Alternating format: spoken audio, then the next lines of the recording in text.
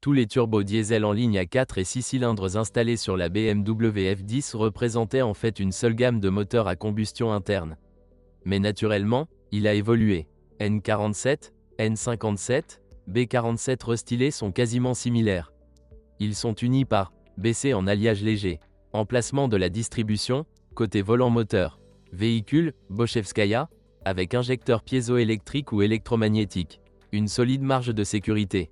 Il n'y a pas de fuite d'huile sur les joints de ces moteurs, mais le collecteur d'échappement doit être nettoyé tous les 100 000 km. Le fonctionnement de ces amortisseurs n'affecte plus la durée de vie du moteur, mais leur axe commun peut percer des trous entre canaux adjacents. Tôt ou tard, vous devrez changer l'ensemble du kit de distribution, deux chaînes, tendeur, amortisseur. Tous les 200 000 km, la membrane de la valve VKG doit être remplacée, sinon il y aura un excès d'huile dans l'admission. Le problème courant de ces moteurs était la fissuration du refroidisseur EGR. De l'antigel s'est infiltré dans le collecteur d'admission et, mélangé à de l'huile, a pris feu dans certaines conditions. En règle générale, l'allumage s'est produit en mouvement. Près d'une centaine de voitures ont complètement brûlé et beaucoup avaient fondu leurs admissions. Le refroidisseur a été remplacé sous garantie dans les stations-service BMW certifiées. N47N. Il s'agit d'une unité de base d'un volume de 2 litres. Lors du nettoyage du collecteur d'admission, il est recommandé de remplacer le kit de volet tourbillonnant. L'original ne coûte pas plus de 110 $. Il est préférable de vérifier la tension des chaînes de distribution au moins tous les 200 000 km. Après 150 000 km, la couche de caoutchouc de la poulie d'amortisseur du vilebrequin peut se rompre. Le prix de la pièce de rechange d'origine est d'environ 350 $. Analogique, environ 280. À l'été 2011, la BMW 525D a commencé à être équipée d'un moteur biturbo à 4 cylindres N47S. L'utilisation d'un turbocompresseur à géométrie variable associé à un compresseur avec soupape de dérivation n'a pas affecté la fiabilité du moteur. Cependant, le N47S était équipé d'injecteurs piézoélectriques. Ils ne sont pas réparables et leur durée de vie est d'environ 200 000 km. Le prix des nouveaux injecteurs est de 320 $. D'ailleurs, ils sont identiques à ceux installés sur les moteurs des modèles 535D, 313 chevaux. N57. Le 6 cylindres en ligne N57 était équipé des premières versions des modèles 525D et 530D.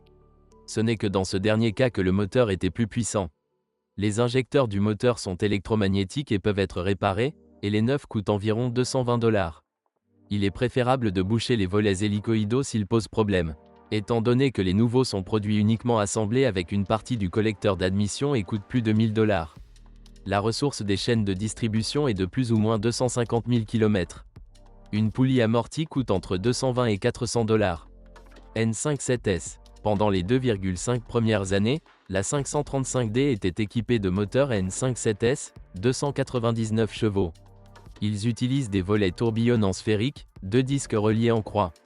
Cette structure empêche un rabat déchiré de passer sous la soupape d'admission. Et vous n'aurez pas besoin de les éteindre, puisqu'il existe de nombreux kits analogiques disponibles.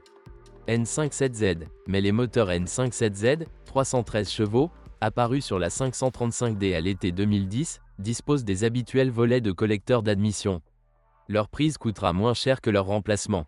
Les deux variantes N57 de la 535D partagent des pompes d'injection de carburant, des injecteurs et une paire de turbocompresseurs identiques, l'un à géométrie variable, l'autre avec une wastegate.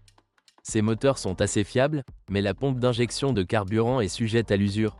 Son arbre de transmission s'use et des particules métalliques pénètrent dans le système de carburant. N57X. Des moteurs de cette modification ont été installés sur le modèle M550DX. Puissance 381 chevaux, le N57X est propulsé par 3 turbocompresseurs, 2 à géométrie variable et un wastegate. Le collecteur d'admission est en alliage léger et les volets de turbulence sont en plastique. Sur la culasse BC, le diamètre des soupapes d'admission a été augmenté de 2 mm. Mais cela affectait sa solidité, les cloisons d'intervalle se fissuraient souvent. B47. Le B47 à 4 cylindres, qui est un N47 modernisé, a commencé à être installé sur le F10 restylé en 2014. Il reçut différentes fixations et le groupe cylindre-piston devint plus léger grâce à la réduction de la taille des segments à 1,5 mm et au piston raccourci. Le jeu de chaîne et la durée de vie de l'entraînement de distribution sont restés les mêmes que ceux du N47.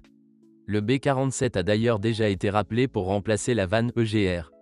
Malgré la durée de vie réduite, beaucoup moins de 500 000 km, de la chaîne de distribution et un entretien coûteux, les moteurs turbocompressés du F10 causent moins de problèmes que leurs homologues à essence. Les premiers, 5, F10 essence ne sont pas immédiatement passés au moteur turbo. Par exemple, le M5 haut de gamme a reçu un V8 biturbo au lieu d'un V10 atmosphérique dans la génération F10. Un problème assez courant avec les moteurs en ligne de cette série sont les fuites d'huile au niveau des joints, couvercles de soupape, puis de bougies, injecteurs, etc. De plus, la membrane de la valve du système VCG se fissure avec le temps, entraînant des problèmes liés aux fuites d'air. Il arrive que la vanne et le système lui-même se bouchent, les fuites d'huile s'intensifient ou son débit à travers l'admission augmente. Tous les 150 000 km dans les moteurs 6 cylindres en ligne, il est nécessaire de changer la pompe électrique. Son dysfonctionnement est indiqué par des erreurs caractéristiques d'une surchauffe du moteur à combustion interne. Et il vaut mieux ne pas les ignorer. Le coût de la pompe varie de $400 pour celle d'origine à 300 pour un analogue d'essence sur les N52 et N53. Sur le N55, c'est environ $100 de plus. Cependant, il existe une opinion selon laquelle le problème peut être résolu simplement en remplaçant la résistance. N52. Les premiers F10 essence, 525i et 528i, étaient équipés du moteur N52. Sa caractéristique désagréable peut être qualifiée d'augmentation de la consommation d'huile en raison des déchets déjà issus de la chaîne de montage et des solénoïdes Vanos, faibles. Les économies d'huile se heurtent à l'usure de l'entraînement valvétronique, au cliquetis du compensateur hydraulique et à l'apparition d'éraflures sur les tourillons de l'arbre à came d'admission. La pompe à vide fuit presque constamment. Il existe un risque de révision du moteur si l'amortisseur se brise. Mais, dans l'ensemble, le N52 n'est pas mal, surtout pour les adversaires des moteurs turbo. Il s'agit du seul moteur 6 cylindres classique de la série F10.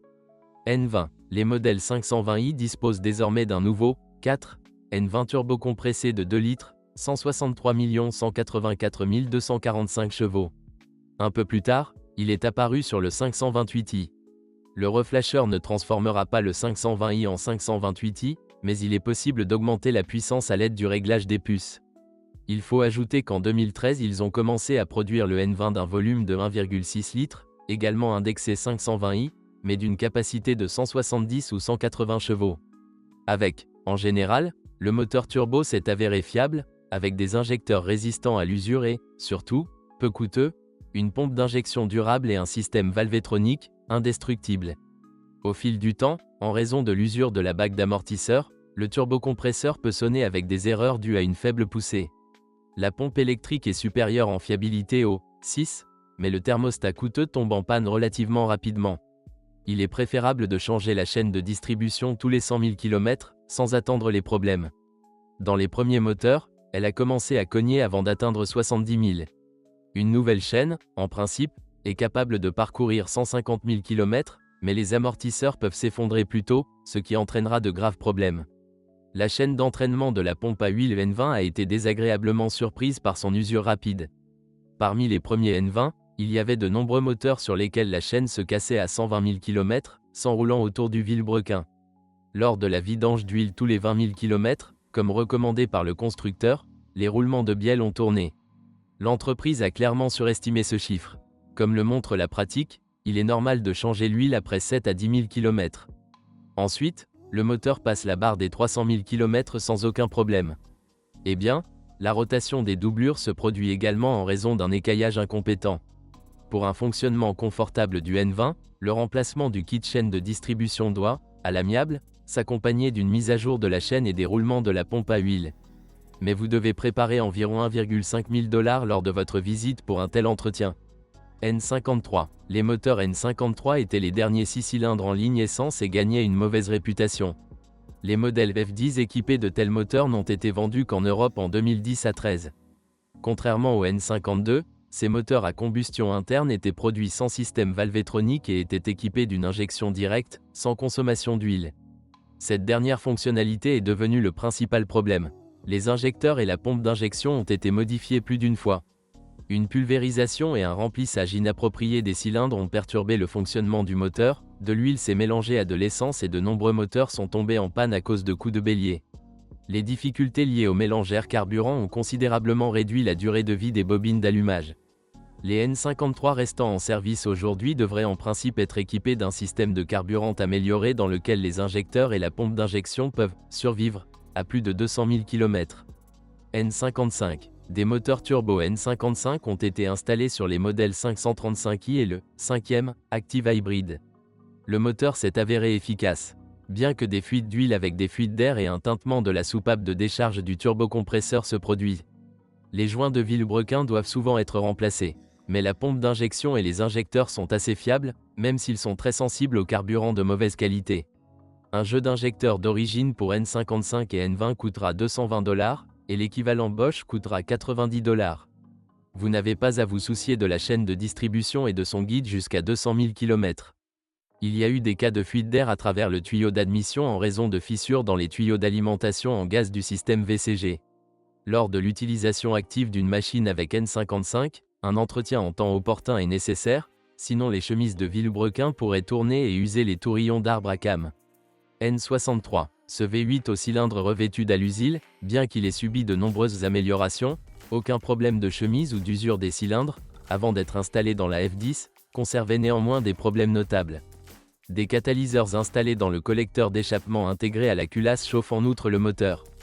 L'huile perd ses propriétés plus rapidement et doit être remplacée de toute urgence tous les 7000 km. La consommation d'huile sur la N63 est déjà observée depuis la chaîne de montage.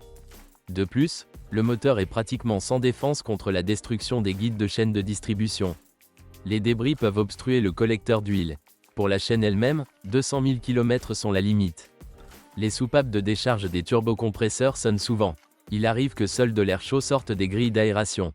Dans ce cas, vous devez lire les erreurs et inspecter les vannes de chauffage situées sous le capot à côté de la vitre gauche. Le remplacement des valves est assez simple et coûte environ 150 $. Si de l'antigel fuit sous les vannes de service, il suffit de remplacer les joints. Il existe en vente des kits de réparation non originaux bon marché. La carrosserie du 5 F10 se caractérise par une utilisation plus large d'alliage d'aluminium en combinaison avec de l'acier. Par exemple, les longerons avant en acier sont technologiquement liés, avec des coupelles et des garde-boue en alliage léger. Par conséquent, après une collision frontale à grande échelle dans un atelier, il est très difficile de restaurer la géométrie et de relier de manière fiable les éléments en aluminium et en acier. S'il n'y a jamais eu de déformation, il convient de surveiller l'état de la couche de confinement aux endroits où l'aluminium et l'acier sont liés. Les dommages qui y sont causés entraînent une corrosion impossible à arrêter. Tous les F10 ont un bruit et une étanchéité fiable. La garniture est collée à la porte sur le pourtour avec du cordon en butyl. Mais au fond, il prend du retard dans le temps. L'humidité qui s'écoule de l'intérieur de la porte n'est pas évacuée par le drainage, mais s'infiltre entre le cadre en acier et le battant de la porte. Et après un lavage ou une pluie, l'eau s'accumule sur le sol à l'arrière, provoquant la moisissure du bas des cartes avec le temps. Un nouveau cordon en butyl résout le problème. Il doit également être remplacé si l'isolant, d'origine, a été retiré lors de la réparation de la porte. En fonction de l'état des phares, vous pouvez facilement calculer la note 5 d'un F10 avec un kilométrage solide. Plus les abat-jours sont troubles, plus la voiture a été utilisée longtemps. Mais l'apparition de fissures sur la partie transparente avant de l'optique est malheureusement typique de toutes les voitures BMW. Au fil du temps, les fissures s'agrandissent, brisant l'étanchéité des phares, ce qui affecte leur durée de vie. La famille F10 était initialement équipée d'une transmission automatique à 8 rapports ZF 8 HP 45 70e, et depuis 2015 à 8 HP 50 75e, qui se distinguent par leur rapidité et leur douceur lors du changement de vitesse. Mais une conduite agressive les épuise rapidement. Dans les premières boîtes, les expériences de course pouvaient entraîner la destruction des boîtes de vitesse, mais avec le 8 HP 50 75e, l'endurance a été augmentée. Les premières transmissions automatiques résistent à une utilisation intensive en moyenne sur 150 000 km et les transmissions de 2015 à 250 000 km. Il est nécessaire de changer le liquide de transmission tous les 60 000 km. L'étanchéité de la casserole doit être vérifiée périodiquement. Lors de l'achat d'une voiture, vous pouvez obtenir une image complète de la transmission automatique à l'aide d'un scanner exclusif. X-Drive. Les F10 à transmission intégrale sont équipés de boîtes de transfert ATC 350 35L. Leur principal inconvénient est la nécessité de changer l'huile. Et il n'y a pas de vidange. Le liquide usagé ne peut être vidangé qu'en retirant la boîte de transfert par le remplissage ou à l'aide d'une seringue. Si vous ne changez pas l'huile et ne faites pas attention à ces fuites, la pression dans les embrayages reliant la transmission avant n'atteindra pas les paramètres requis. En conséquence, lors des accélérations et des décélérations, la voiture se déplace par saccades. S'il y a des chocs, il est facile de comprendre que le problème vient de la boîte de transfert. Il est nécessaire de débrancher le connecteur électrique, seule la propulsion arrière sera utilisée. Si les chocs disparaissent ensuite, vous devez diagnostiquer la boîte de transfert. Les dérapages longs, les virages serrés à grande vitesse et les dimensions de pneus inappropriées entraînent une usure rapide des embrayages à friction. Il existe des cas où le servomoteur tombe en panne. Cela se manifeste par des grincements de roues et des démarrages difficiles avec un braquage maximal. Il vaut mieux remplacer un bloc cassé. Prix neuf, $600, hors main-d'œuvre. Dans le FD xDrive, vous devrez tôt ou tard changer l'arbre de transmission avant et les joints homocinétiques de l'essieu. Aucun arbre de transmission de remplacement n'est produit. L'original coûte environ $1800. C'est plus facile avec des demi-arbres. Si les originaux coûtent $1000, les analogues acceptables ne coûtent pas plus de $300. C'est rare, mais il arrive que les cannelures de sortie de l'arbre de transmission arrière s'usent. Il cesse de tourner ou il y a une forte rotation. En conséquence, la propulsion arrière ne fonctionne pas. Dans 5 BMW dans la carrosserie F10, la boîte de vitesse arrière transpire souvent. Il est préférable de remplacer les joints SPI dès qu'un problème est découvert. Il y a 2 blocs silencieux dans le support de boîte de vitesse. Si l'arrière sue, conçu pour 50 à 80 000 km, le desserrage de la boîte de vitesse réduira considérablement la durée de vie de l'accouplement à cardan. Un tel bloc silencieux coûte environ $30, et même si son remplacement prend du temps, l'accouplement durera plus longtemps. De plus, un nouvel original coûtera $150. Quant à la suspension de la F10, elle est identique à celle des 7 et se caractérise par des doubles triangulations à l'avant. Les blocs silencieux d'origine, avant le premier remplacement, résistaient normalement à 150 000 km. Mais si vous conduisez fréquemment sur de mauvaises routes, vous devrez reconstruire la suspension après 75 000. Dans la suspension avant, vous pouvez également remplacer séparément le support hydraulique à liaison oblique d'origine et le support à rotule arrière. Seul le bloc silencieux, flottant, d'origine est vendu en suspension arrière non assemblée. Mais il existe suffisamment de substituts aux autres silent blocs de suspension. La stabilité latérale du F10, FIV, est assurée par le système Dynamic Drive. En plus des stabilisateurs avec moteurs électriques, l'unité est équipée d'un système hydraulique avec pompe et vase d'expansion. L'hydraulique est remplie de 11 francs suisses, la même chose que la direction assistée. Le système fonctionne parfaitement, mais à condition que le fluide soit remplacé tous les 2 à 3 ans et pompé pour éliminer les bulles d'air. Le F10 a également ajouté une option aussi utile qu'un système de direction des roues arrière, HSR. Sa particularité est que les bras arrière ne sont pas fixés au faux châssis, mais à un mécanisme qui les déplace simultanément sur l'axe. L'angle de braquage des roues arrière atteint 3 degrés. Les principaux problèmes d'un tel mécanisme sont la libre circulation de l'arbre et la défaillance de ses capteurs de position. Et ils éliminent le jeu en utilisant des méthodes traditionnelles, car le système HSR, et donc les pratiques de réparation qu'il utilise, ne sont pas assez répandues. Mais il n'y a pas de capteur à vendre. Le F10 n'était pas équipé de la suspension pneumatique habituelle, mais il existe des amortisseurs SACH à commande électronique. Leur ressource est d'environ 120 000 km. Aucun substitut n'est produit. Le coût des originaux dépasse $600. La crémaillère de la BMW F10 à transmission intégrale et moteur 6 à 8 cylindres est hydraulique. Sur les autres modèles, c'est électrique. Mais les deux servent assez longtemps et les problèmes, bien sûr, sont différents. L'hydraulique se caractérise par une usure mécanique sur un kilométrage élevé à la fois de la crémaillère elle-même et des flexibles avec la pompe. Mais le rack électrique est plus capricieux. L'humidité peut endommager le capteur de couple. La courroie d'entraînement peut également se briser. De plus, les capteurs électriques à crémaillère sont si sensibles qu'ils se cassent à cause des vibrations lors du démontage de la suspension avec un outil pneumatique. Le rail électrique a été modifié plus d'une fois. Par conséquent, sur les voitures plus récentes, les problèmes ci-dessus sont moins courants.